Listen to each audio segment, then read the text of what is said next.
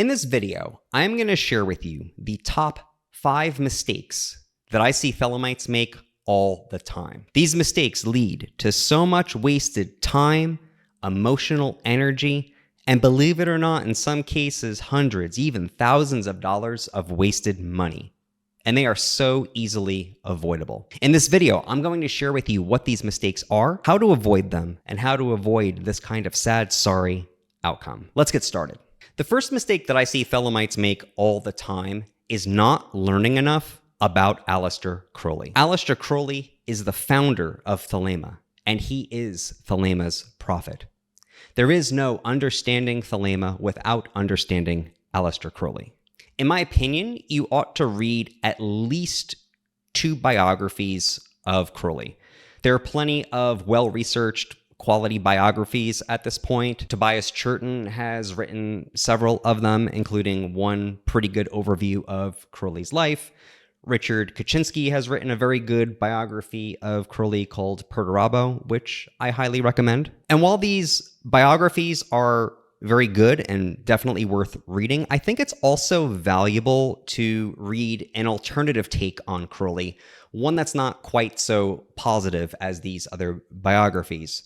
For example, Israel Regardie wrote a biography on Crowley called The Eye in the Triangle. This book is, in my opinion at least, highly problematic for a number of reasons. On the other hand, it is written by somebody who knew Crowley personally. Israel Regardie was Crowley's student and secretary for a while, so he worked closely with Crowley. He knew what he was like as an individual, and the portrait that he paints of Crowley is honestly pretty ugly at times. But I think you ought to expose yourself to that perspective, at least to get a more complete picture. Another book that I think is really good to read is The Unknown God by Martin Starr. The Unknown God is actually a biography of Wilfred Talbot Smith, who was the 10th degree of OTO in the United States. It also depicts a lot of Smith's correspondence with Crowley and really gives a very strong sense of what Crowley's influence was like on OTO in the United States. Again, it is not a pretty picture by any means, but Starr does quote a lot from Crowley's actual letters, so you can see it in Crowley's own words, really, what he was like as a person. Again, this is not the complete picture of who Crowley was, but neither is a biography that paints him in a completely positive light. So the idea of reading these different biographies is that you get a relatively well-rounded picture of who Crowley the man was. In my opinion, it is important to expose yourself very early on to this other, less attractive side of Crowley, because it will definitely reduce the likelihood that somewhere down the line you are surprised by these aspects of Crowley and then have to become defensive about it. The second mistake that I see Thelemites make is that they do not take enough time to understand how Crowley himself regarded or described or explained Thelema. Thelema is, in a certain sense, the magical child of Aleister Crowley. There is no way to understand Thelema completely in abstraction from Crowley himself and his own views. Secondary literature can be really helpful. I am an author of secondary literature. It would be rather hypocritical for me to completely dismiss it. If you're not necessarily interested in becoming a Thelemite, but you're interested more in just taking inspiration from Crowley, I think it's fine to read a lot of secondary literature. But if you're really giving serious consideration to committing yourself to this spiritual path, and especially if you are considering joining a Thelemic fraternity or magical order or organization of some kind, you really need to set aside the secondary literature and you need to start to earnestly read Crowley himself. This can be a bit of a challenge. Crowley's IQ was very high. His literary intelligence was extraordinary. Often he writes in a style which personally I would not mimic. I don't necessarily enjoy it, but you need to overcome that barrier and you need to start to get into Thelema as Crowley himself understood it. As you read these texts, you're going to realize that Thelema is not just the idea of like being your own person while doing magic. There's an entire ethics in Thelema. Thelema is really a way of life. Thelema includes a view of the universe, of the cosmos. It includes an account of why we are here and what we are meant to do with our lives while we are here. It's really a comprehensive system, in some ways similar to Buddhism or Stoicism. The view of the world and of the human being's place in it that Crowley presents in his writings is almost guaranteed to be very different from the way that you look at the world and the way that you understand yourself. I would encourage you to develop the courage, the mental and emotional flexibility to enter into another universe, set your own assumptions aside, and participate in a view of reality which is bound to be completely different from yours. Don't rush to efface difference or to immediately reduce the unfamiliar to the familiar. Learn to tolerate that tension. Learn to tolerate that difference. Consider it a spiritual exercise, because it is. Learning to tolerate difference and recognize difference and face difference on its own terms is a Thelemic spiritual practice. The third mistake that I see Thelemites make is not developing a relationship with the Book of the Law. The Book of the Law is the foundational text of Thelema.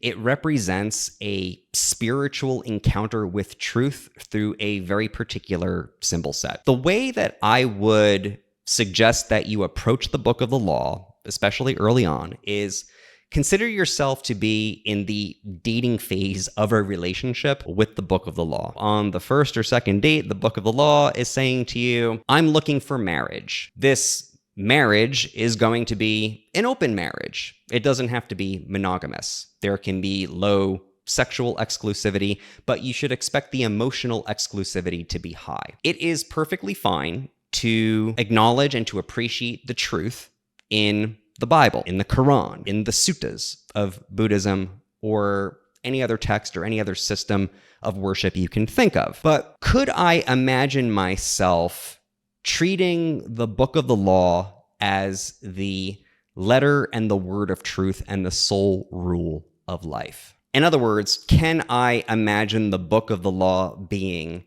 at a special place, at the center of my spiritual universe, in a place of privilege above these other texts? You don't have to do this. Nothing I say here is anything that you have to do.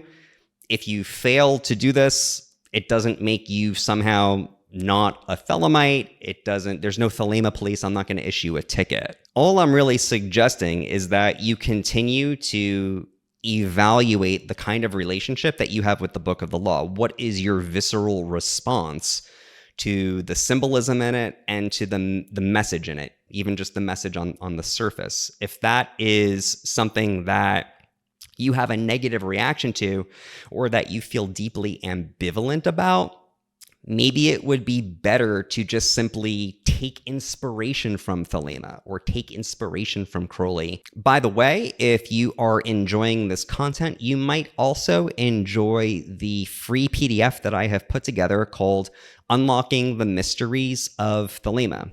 In this PDF, I answer the 10 most commonly asked questions about Thelema, and I give very succinct answers to all of them. I introduce the document with a 3-page introduction, which explains what my kind of general take on Thelema is and how I came to it. The PDF is completely free. If you're interested in it, there is a link below in the description to download it. The fourth mistake that I see Thelemites often make is not taking Thelemic values seriously enough. I've encountered some people who read the passages in the Book of the Law on compassion, for example, and their response to the Book of the Law's condemnation of compassion is to say, well, that's Crowley's view or that's Iwaz's point of view, but it's not my will to live that way. It is my will to be compassionate, so that's how I choose to live. And let me just say, there is nothing wrong, in the abstract with doing that. Again, I'm not the Thelema police. There are no Thelema police as far as I know. You're completely free to do that. That being said, if you're just starting this, I would invite you to conduct a thought experiment. What would it be like if you did actually have to live in accordance with the values that you find expressed in the book of the law, in the other holy books, or in any of the writings of Aleister Crowley. For example, could you see yourself living in accordance with the values of self-discipline, knowledge, skillfulness, strength, self-reliance, intelligence, beauty, and worldly success? What would it be like to go through life regarding individuals with those qualities as being better or superior to individuals who don't have those qualities? What would it be like for you to believe that the strong owe nothing to the weak? Do you think you could respect difference enough not to accept unprincipled peace? How do you feel about strong disagreements, even occasionally heated disagreements? How do you feel about leaving other people free to engage in deeply self-destructive behaviors, like illegal drug use or reckless sex that results in people getting STDs or practicing Christianity? What is your reaction to unfettered sexual expression, so long as everybody involved is consenting? Could you see yourself as regarding motherhood as sacred, even in cases of prostitution or other non-traditional arrangements? I'm not saying that you can only be a Thelemite only if you value these things. What I'm saying is that this is a starting place. This is a way to measure where you are relative to the values expressed in the holy books of Thelema. If you feel deeply ambivalent about these values, or even worse, if you feel repulsed by them, you might want to ask yourself why you would want to be associated with something that you feel that way about. Why would you want to identify yourself with a spiritual path that includes values like that? Because if you do commit to a spiritual path like that, when you have that much ambivalence, you're definitely going to be in a position down the line where when you are confronted with these values or you're confronted with these things in Crowley's writings, you're going to get defensive about them. Or there's going to be a lot of internal psychological pressure to just simply deny that they're there or to try to talk around them. You're going to end up divided against yourself, and there is no way to do your true will when you are divided against yourself. Number 5. Paying too much attention to received wisdom. This one should be kind of obvious, and yet I see people all the time making this mistake. Beware of people who attempt to reduce Thelema to simplistic formulas or sound bites. For example, they'll say something like, Thelema is just doing your will. And when you ask them what the will is supposed to be, they don't really have a coherent explanation for it. Or when you raise sensible questions, they respond with something like, oh, it's all just about doing the work. Thelema is not simple. Thelema is as complex as any other religion out there. And in my opinion, when people take Thelema and they reduce it to those kinds of sound bites, they are effacing difference and they are effacing complexity. When you hear people give you regurgitated versions of Thelema, you have to regard them with skepticism. And that goes for everything that I tell you as well. Do not take anything that I say at face value. Please, for the love of God, do not be that person, because over time, you are going to have more and more cognitive dissonance, and you are going to waste more and more energy on being defensive and being in denial about what Thelema and what Crowley are about. And like I said, if you are that divided against yourself, there is no way in hell you can do your true will. Don't be a person who is in a spiritual tradition that they cannot stand to face. Be brave. Set aside your assumptions. Enter into a world that is different from your own, that operates on assumptions that are different from your own, that reaches conclusions that are different from the conclusions about life that you currently hold.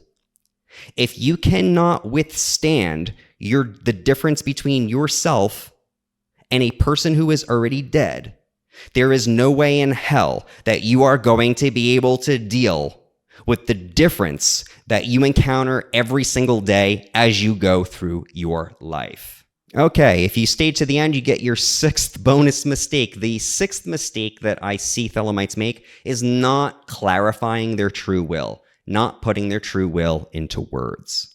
Crowley said that one of the first things that you should do is to discover what your will is and to write it down in simple words. This is the difference between knowing who you are and where you are going in life versus just being buffeted about by forces beyond your control. In my opinion, everyone is already doing their true will, at least to some extent.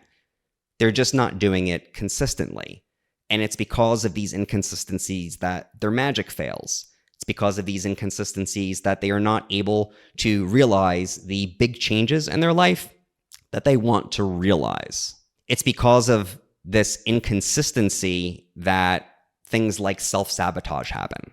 If you want help getting clarity regarding your true will, I do offer a service called Will Discovery. Will Discovery is a 4-hour-long process in which I work one-on-one with you to help you discover what your true will is and to write it down in very simple terms. If you're interested in doing Will Discovery with me, there is a link down below and you can see what my current availability is. My hope is that if you follow the advice in this video, that it will help you to explore Thelema with courage and, most importantly, help you make an informed decision about whether this is the right spiritual path for you. This is admittedly more work up front, but it will save you time, energy, and even money in the long run because you will not find yourself eventually in the position of having to avoid looking clearly at the spiritual tradition that you prematurely committed yourself to. What do you think? Does this sound like good advice? Are these mistakes you yourself have made? Or do you think all of this is completely tyrannical and off base? Let me know in the comment section below. And don't forget to like and subscribe for more. And if you're interested in going deeper on a related topic, check out the video in the upper corner of this screen. Until next time, love is the law, love under will.